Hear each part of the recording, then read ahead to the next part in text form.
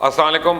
حکومتی پش پناہی رکھنے والے چائنیز اخبار ساؤتھ چائنا مارننگ پوسٹ نے گلوان ویلی کی ایک سیٹلائٹ امیج جاری کیا، جس کے مطابق چائنا اور بھارت متنازع مقام پر اپنی فوجی طاقت میں مسلسل اضافہ کر رہے ہیں اور دریائے گلوان کے دونوں جانب فوجی گاڑیاں دیکھی جا سکتی ہیں۔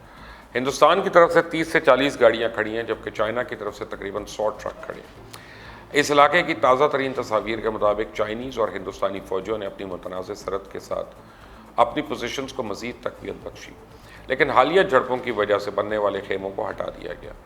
چائنا نے جنوبی سنکیانگ میں واقع PLA army 6th mechanised division کو متحرک کر کے آگے پہنچا دیا اور وہ سرحد سے کچھ فاصلے پہ ہیں تاکہ ایمرجنسی کی صورت میں فوری متحرک ہو سکے، جبکہ بھارت نے اپنی نیوی کو اسٹریٹجک مقامات پر پہنچنے کا حکم دے دیا اور ایئر فورس کے چیف نے لداخ کا دورہ بھی کیا۔ میں نے آپ کو بتایا تھا نا کہ بھارت امریکہ کی کمپنی لاکہیڈ مارٹن سے F-21 کا معاہدہ کرنے جا رہا ہے، جبکہ ایک اور ڈیولپمنٹ سامنے آئی کہ چائنا کے ساتھ سخت کشیدگی کے وقت بھارت نے روس سے 33 لڑاکا طیارے خریدنے کے عمل کو تیز کر دیا، جس میں MiG-29 اور Su-30 MKI شامل ہے۔ ہندوستانی فضائیہ نے یہ تجویز تیار کر لی ہے، جو منظوری کے لیے وزارت دفاع کے اجلاس میں اگلے ہفتے پیش کی جائے گی۔ روس سے یہ MiG-29 اور 12 Su-30 MKI حاصل کیے جائیں گے اور اس معاہدے کی قیمت لگ بھگ 5,500 سے 6,000 کروڑ ہے۔ کچھ عرصے سے اس تجویز پر تبادلہ خیال کیا گیا تھا، لیکن آخری 2 دنوں میں اس پر تیزی سے عمل جاری ہے۔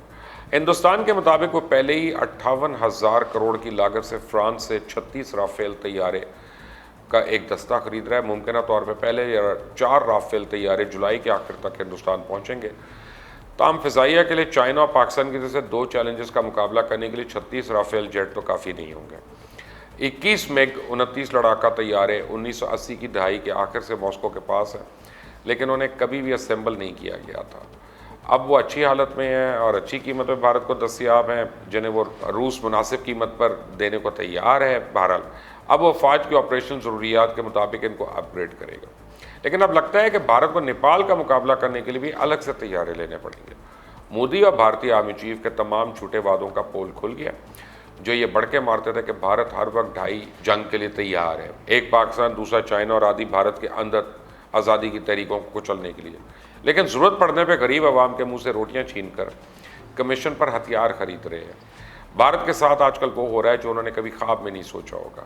وہ نیپال جسے بھارت اپنے گھر کی لونڈی سمجھتا تھا، بھارت کو آنکھیں دکھا رہا ہے، اور بھارت اور نیپال کی سرحد پر حیران کن واقعات پیش آ رہے ہیں، یہاں تک کہ نیپالیز پارلیمنٹ کے ایک نیا سیاسی نقشہ منظور کر لیا، جس پہ لیپولک کے قریب ہندوستانی سرزمین کو اپنا حصہ ظاہر کیا گیا تھا۔ اب نیپالی فوج وہاں اپنا ہیلی پیڈ بنا رہی ہے اور اس نے ہند نیپال سرحد پہ بھی خیموں کا کیمپ بنا دیا۔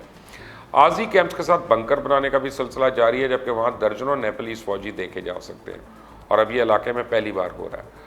سکم میں چائنا کے ساتھ تنازع کے بعد نیپال نے یہ دعویٰ کیا تھا کہ لیپو لیک کے ساتھ کالے پانی کا علاقہ بھی نیپال کا ہے، اور نیپالی فوج نے 1 ہفتہ قبل مالابار نامی ایک جگہ پہ کالا پانی سے 40 کلومیٹر پہلے ایک چوکی بھی تعمیر کی تھی اور اہلکاروں کو وہاں ہیلی کاپٹر کے ذریعے اتارا گیا تھا، جبکہ یہ معلومات بھی سامنے آئیں کہ بھارت کو 3 دن تک چائنا سے جان لیوا مذاکرات کرنے پڑے تاکہ بھارتی فوجیوں کو آزاد کروایا جا سکے، اور منتیں ترلے اور چائنا کی اکثر شرائط ماننے کے بعد اب وہ اپنے فوجی آزاد کروانے میں کامیاب ہوئے۔ اب دیکھیں مودی کیا کہتا ہے، میرے پاس جو ان کی اسٹیٹمنٹس لکھی وہ کہتے ہیں جی no border past in Ladakh was occupied, no border in the past in Ladakh was occupied, no outsiders on Indian territory. اچھا تو یہ درجنوں فوجی جو آپ نے مروا دیے ہیں، یہ وہاں کرکٹ میچ دیکھنے گئے تھے کہ کبڈی کھیل رہے تھے، کیا ہو رہا تھا؟ ان کو اتنی جو چنڈے پڑی، ان کو ٹھڈے پڑے، مارے پڑی، جو گرفتار ہو گئے، پھر آپ لوگ منتیں کر کے چھڑوا رہے تھے، تو somebody was there، اور کوئی تھا وہاں پہ۔ آپ جھوٹ نہ بولیں۔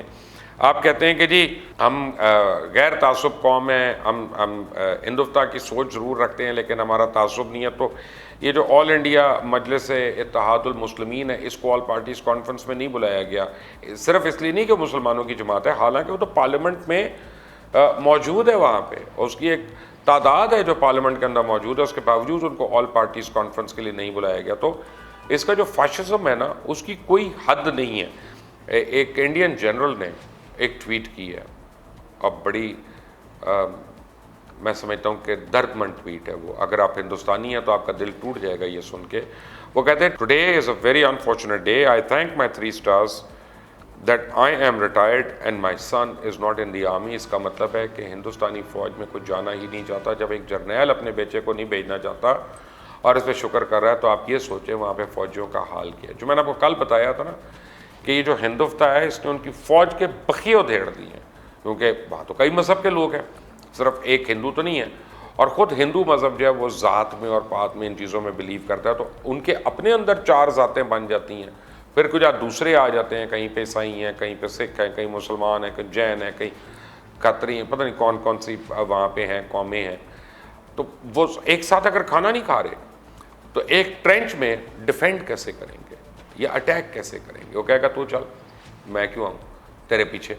تو کافی وہاں پہ جو ہے نا منی میوٹنیز جو ہیں, ملٹیپل میوٹنیز, وہ انڈین آرمی میں شروع ہو گئی ہیں, اور اس کا ذمہ دار صرف اور صرف نریندر مودی ہے.